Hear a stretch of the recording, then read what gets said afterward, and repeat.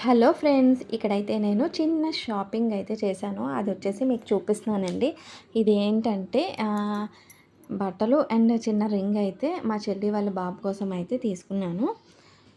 వాడు అయితే చిన్న రింగ్ అండి. అదైతే కొనుక్కొనొచ్చాము. అండ్ డ్రెస్ అనమాట.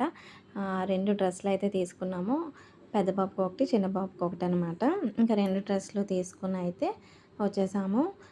రింగ్ కూడా తీసుకున్నామనమాట. రింగ్ చూసారు కదండీ! బావుందా? నాకైతే చాలా నచ్చింది. మా కనీక్ష అడుగుతున్నాడనమాట. అమ్మ నాకేది రింగు అని. నీకు కూడా ఉంది అని చెప్పాను.